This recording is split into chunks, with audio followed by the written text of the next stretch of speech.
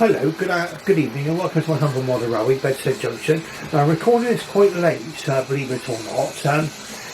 Really come down to one or two technical issues before I can actually produce this video. I'll go into that quite shortly for you. Now, I'm actually making this video really in answer to a couple of some questions which have been asked of me on my YouTube channel. I mean, I did ask for say to people if they had any questions, so by all means ask.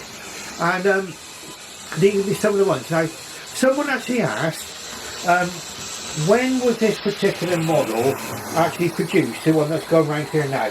Now, this is a Mainline 062 tank engine, okay? Originally built for the coalfields of South Wales, but eventually they were used on passenger services as well. So, we're quite, this is quite legitimate for this one to be putting a passenger service. And in fact, I do believe that there has been one of these hauling passenger trains on the North Yorkshire Moors Railway. I think I saw one there on video.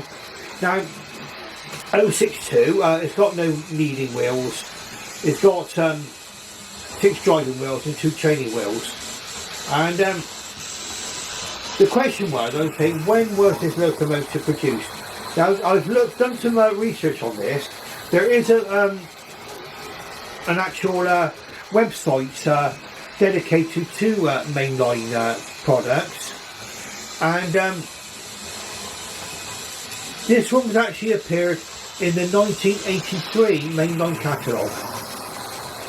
So I hope that answers the question. So it means that this is quite an elderly locomotive, really. I mean, we're talking about getting on for 40 years old, aren't we? I would say, yeah, it's on to 40 years old. Now, as you see, it doesn't run too badly considering it's a 40-year-old locomotive. Mainline, split chassis. Some people don't like them. I don't mind them. I actually, on my first run of model railways, some of these models were still relatively new, believe it or not. And as you see, it's not a bad runner. It's a little bit more noisier than today's offerings. Yes, it is. I will confess that. But it's really down to the fact that it's got quite a lot of gears in between the actual motor and the driving wheels. And I've put a fair bit of grease on them. It does run relatively smoothly, as you can see.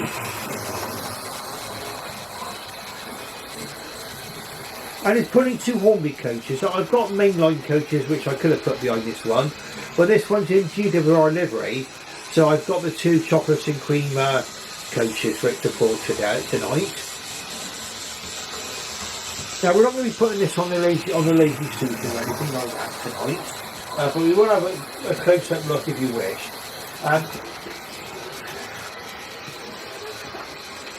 The parent company that produces were Palitoy. Now, if anybody wants to know when Mainline locomotives are made, they were made somewhere between the late 1970s and 1984, okay?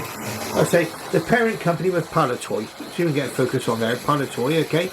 And the thing was about it was that the parent company Palitoy decided to get out of the model railway business and concentrate on things like Star Wars figures and things. Presumably they thought that was more lucrative. But Mainline does have quite an interesting history. I mean, they did live on through replica railways and then on to Bachmann. And in fact, Bachmann used a lot of these designs on a lot of their earlier locomotives. I mean, split chassis is not used today, but I wouldn't let that put you off completely if you see a locomotive at the right price. The reason I say that is because they're fairly simple construction, really, once you get used to them. As you see, it's not running too bad, is it? Not really. Okay. The 566600 GWR 062 tank locomotive. Basically, the designer was Todd Benjamin Collett, and they are very, very, very different to a prairie tank, okay? This is not a prairie tank with the 2 wheels, with the 2 front wheels missing. It's basically a completely different design. This one's got inside cylinders rather than outside cylinders. I say, they were built really for it after the 1920s regrouping. The Great Western Railway inherited quite a lot of elderly locomotives, and not in too great a condition, a lot of them. And Comet decided to produce a standard locomotive, especially for the purpose of the Welsh coalfields, and that's why these were built. I do believe this is the example. This particular one is actually preserved on the Didcot. Okay, so as I say, the running of this locomotive really arose out of that particular question of when was this 062 tank locomotive actually manufactured. Okay, so what we're going to do, we're going to have a little run with her, and then we're moving on to the next locomotive in just a few moments, because there are a lot of other questions which has come about, which I'm going to try to answer within the scope of this video. Now what we're going to do is we're going to try and get this one into the station, okay? Now, you can see the junction up there where it's going to go, and it's going to pull into the station just here where we've got some eager passengers waiting. So what we're going to do is we're going to slow her down just before this signal. That's it. And we're going to bring her into the station now.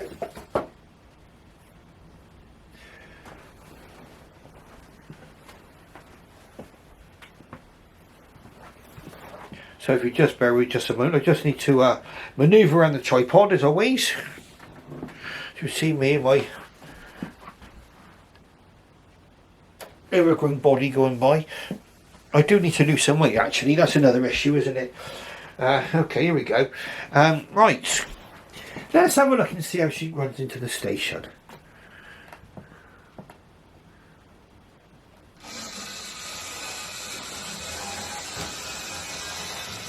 Perfect, over those points, no problem at all.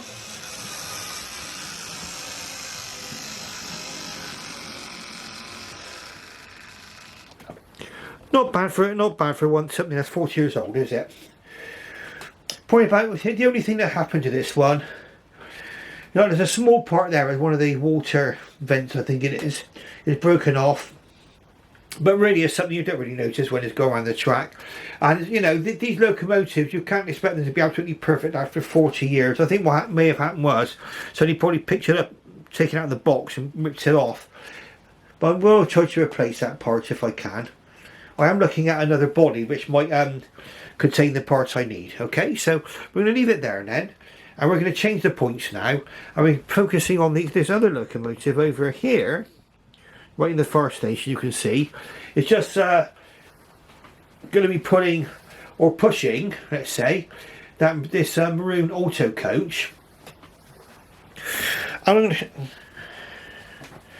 Now there is a Bachmann auto coach just came out, which was reviewed by Sam's Trains, okay. And I would actually refer you to that one. Have a look at that one. I think it was in the Crimson and Cream livery. A little bit better detail than these ancient offerings, but or so they say. But yeah, I think these are still quite nice models. I picked these up quite reasonably actually at a modern railway show. These auto coaches. Now bear in mind again, this is an Airfix model.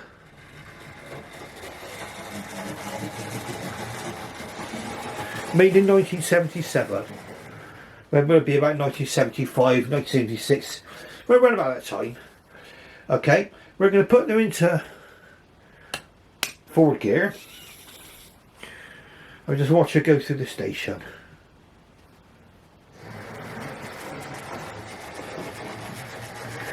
Now this one don't get used very often because it's a very elderly locomotive, as we say.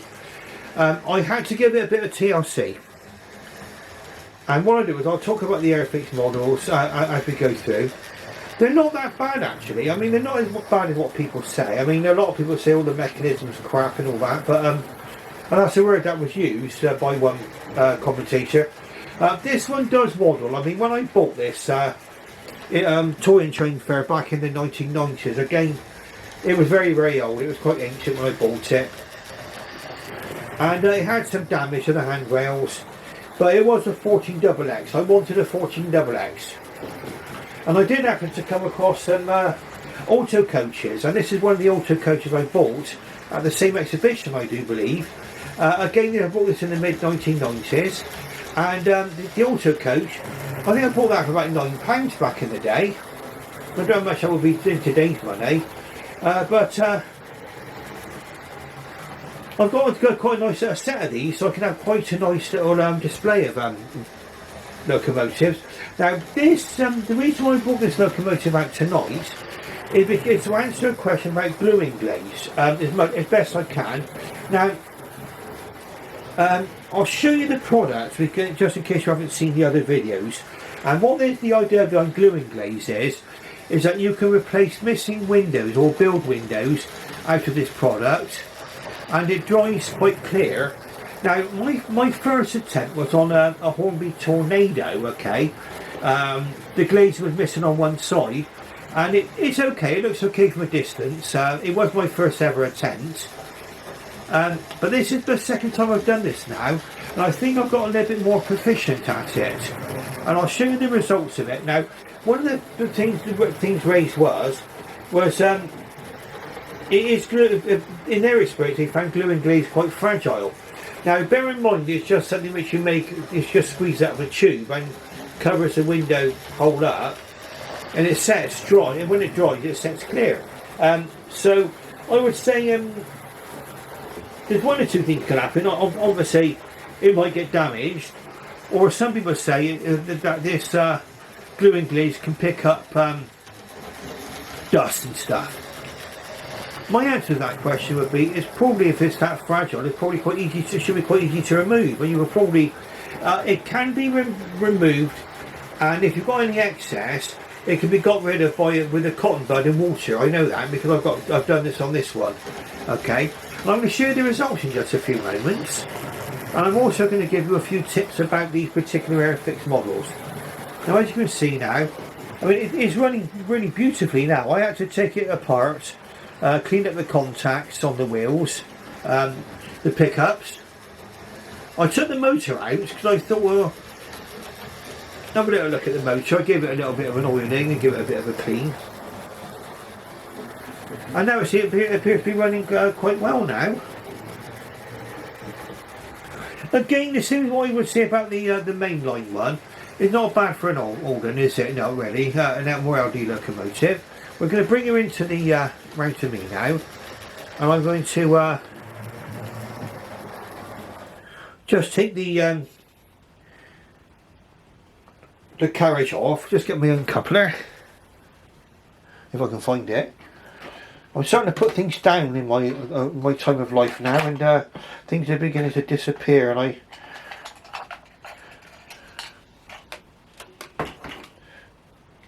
going to actually find my uncoupler. Okay, here we go. I'll just let that coach go back there now. So they're quite free running, these coaches, as you can see. I mean, there is a slight slope on my layout coming towards me, but this is the result of gluing glaze. Let's see if we can bring the camera around a little bit. And oops, sorry, it's me, clumsy. But as you can see there, getting focus. Oh, there's windows, oh, look. Cab windows in there now, look, in the front.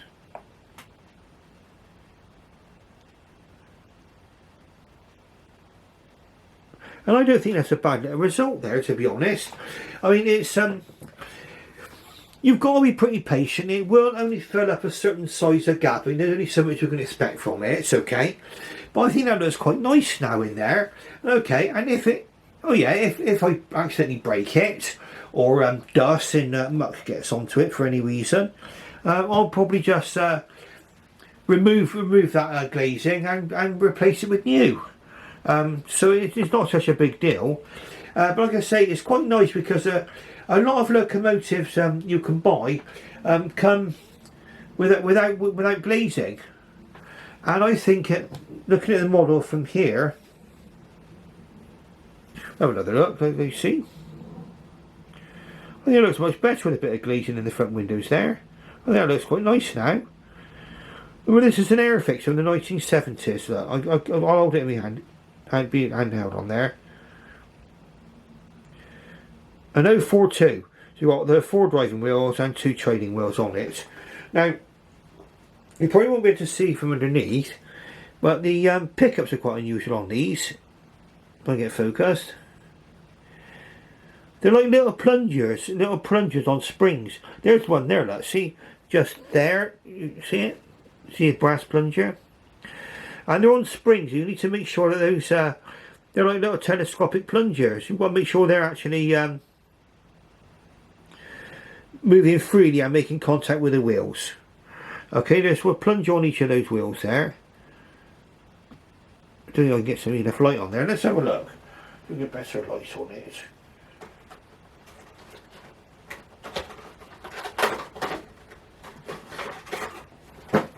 Oops, it is. There's my phone. Right.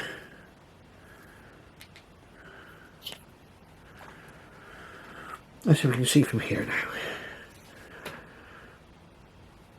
Yeah, you can see the plunger there, look, on the wheel. I don't, not very good focus now because the light's confusing the camera. Oh, there we are. Yeah, see the plunger there against the wheel, look. There's one against the middle wheel and one against the rear wheel there, and they're on little springs. Now what I did was I cleaned them up with a good squirting of contact cleaner, okay. And you could get, there's 2 types of contact cleaner as far as I know that I'm aware of. There's a WD-40 one which is quite handy to use, but this one here, I'm using one called Ambersil contact cleaner, okay. And that is good for cleaning all sorts of things on your locomotives. It evaporates quite quickly, don't leave any marks or stains behind, okay. And good for really getting some muck from all kinds of bits of your mechanisms. And then obviously don't forget to oil them afterwards if you did that on any moving parts. Now, if you want to know how this one comes apart, there's a... You want to see that? Well, there's a screw down inside the chimney there, and there's some brake pipes on the front of the locomotive there, and there's a pair of brake pipes on the back there. It just goes into the chassis. You'll see where they are. You'll see on the actual instruction sheet. They need to be pulled out from the body before you try to remove the body, otherwise you might just snap them off, okay. But once you've got the body's quite easy to remove, and once you've done that, you've actually got to the engine. The motor on this particular one, it does actually go into the cab. You can see the motor there. So the more modern offering from Dapple and Hornby, the motor is more concealed. Okay, but the actual body itself, I mean, apart from the handrails are a little bit more silvery on this, it's literally the same body on the Dapple and on the Hornby models. Okay, so if you wanted to use that gluing glaze, okay, you can actually do that to improve your a locomotive where the glaze was never fitted or is missing.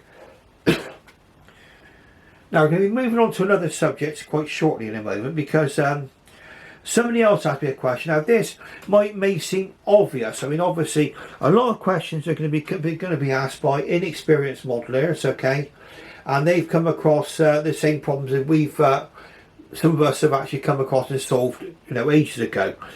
So now if you want to ask me any questions, I can't guarantee I know the answer in every particular case. But in this particular one, I did come up with some good suggestions, and he came back with thanking me. So I'm guessing that I actually was of help there. Now, what it was, he was saying that he had a screw which he couldn't undo on his locomotive, okay, and it said it was for the locomotive body, okay. Now, when I asked him what kind of screw it was, he said it was a flat-headed screw. Now I didn't ask him what ask the viewer what locomotive it was, but I'm guessing it was probably a Hornby one of the early Hornbys. I mean, they've got a little screw at the back of the locomotives, and they're a flat head. And what I did suggest was you got a screwdriver with a bit more purchase on it. Now I'll explain to you what I'm talking about in just a moment, and it might seem obvious to many of you there. Now what a lot of people get to actually fix their locomotives with, they get sets of jeweler screwdrivers, okay? So you might get something like this, okay?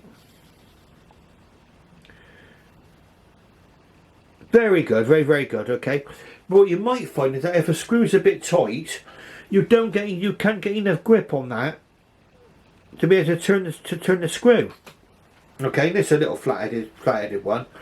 So what I suggested was to get something with either with a pardon me, with a bigger handle, or what I very often do is either wrap a bit of tape around this, or can I focus if I can?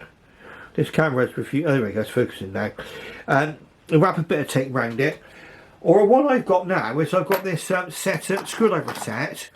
Again, I bought this quite cheaply off Amazon, and I did this to actually do PC repairs, but it's coming very, very useful for locomotives. And what you've got here is you've got this. You see, I've got far more purchase on this handle here, so I can turn the screws if they're a bit tight. Because still, you've got all of the fine screw heads on there. But you've got a bigger handle to get more grip, okay? And it came with all of the relevant bits, and they're quite cheap. That's quite cheap on Amazon, okay? And that's got me out of a few fixes in the past. And then sometimes what you find is that these won't go down if you've got a very, very recessed screw. That won't go down inside because the actual shoulder there is stopping it from going in. So you will need a jeweler screwdriver like this to remove the screw on something like the chimney of my 14XX. Okay, that is refusing to focus. Come on, focus, you will focus. That's right, there's focus now, okay. Right, now moving on. I've got another frog in my throat tonight. I've got something like this. Again, a bigger handle, but it's got a selection of blades on there which are finer. It's got a it pulls out, and I'll see if I can get it to focus for you. Pulls out, and you've got different heads on there. You've got two different types of flat-headed screwdriver.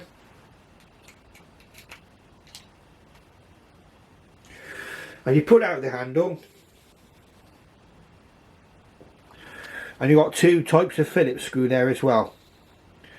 And this has got me out of a fix as well, with tight screws on locomotives. Now, you're going to eventually come across either you know the one that won't literally come undone. And I've actually bought models before where the actual thread itself has been damaged by people's attempts to remove the screws. I mean, what happens is that you get locomotives. You know, you might buy a locomotive that's been around for a long time, and if it was one of the early Hornbys, you might have had a locomotive where the screws were never removed. But that's what I use to undo difficult screws. Now I'm going to see if I can get back onto my 14XX. Not quite on the tracks, was it? Well, here we go. Back it goes. See if we can couple up. It might not couple up actually, but no, we'll see if it does.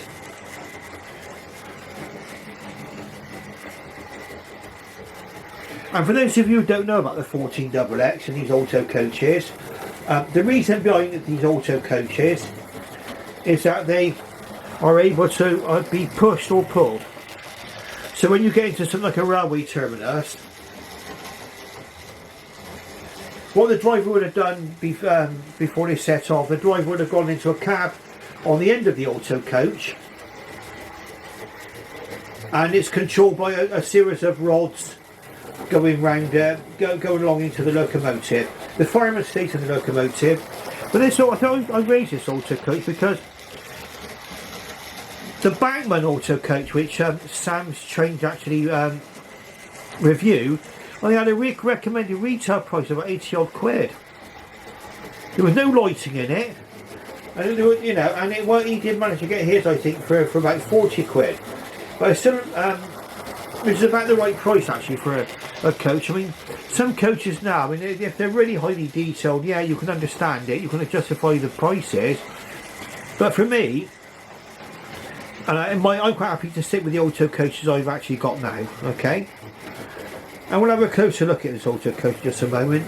Let's just get it down, slow down a little bit. And we'll show you this this thing close up. Now there's not any cab detail in there. There is a little bit of cab detail, is it? No, I don't think there is, no. No, there's no actual cab detail inside this. We've got the there's a warning bell on there, okay, a warning bell, okay, because that's for when it's coming this way towards you, sort of thing. And the driver stands in that cab and controls the locomotive remotely by a series of levers and rods going up to the loco itself, okay. Well, I don't think it's too bad. I mean, it's got appears to have separately fitted handrails on the doors there. So it Didcot on this particular one. I think the Airfix ones all said Didcot. Okay. And there is an interior in there. Sort of seats and everything. I don't know if you can see that. There's seats inside. You could probably add passengers if you should so desire. Not bad little models. I mean, I say these Airfix ones, I picked these up at quite a reasonable price. I think I've got about 4 of them now. And quite useful. Now, we'll come back to the end of my little thing for tonight, my little running session, everything else. I hope the information's been useful for you. And obviously, if you've got any questions about any of my locomotives, I will try to answer them. If you ask me in the comments, okay, and I'll answer as best I can. But please remember, I don't know everything about everything. No one can. It's impossible, okay? But I'll try to help you if I do know. And I will only help you if I do know the answer, and I'm sure about what I'm telling you, okay? So, or at least as certain as I can be. All right. So what I'll do is I'll bid you farewell for now, okay? And if you like what you see, please press the like button and subscribe, and ring that bell to be made aware of all future videos. And I'm going to be bringing you more stuff now. I'm going to be ordering another locomotive, and it's going to be bringing us back onto God's Wonderful Railway again, the Great Western, okay? And I'll be beginning to feature the Great Western Railway more often now, coming back to my home ground. But should I come up with locomotives of interest or see them at the right price, and they're LNER or Southern or Midland, I will be getting them, so I'll be showing them, bringing them to you. Excuse me. But I will be coming back now more to the Great Western for a while, okay? So, let's say, for those of you who stayed with me to the end, thank you very, very much for watching. I wish you farewell and good night. Now, I'll probably be putting this out. It's now about 10 to 12, nearly midnight now, okay?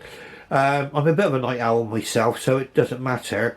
But I'll either be putting this out tonight or tomorrow morning, okay? So I'll either be good evening or good morning, depending on when you actually, or good afternoon, depending on what time of day you actually see this video.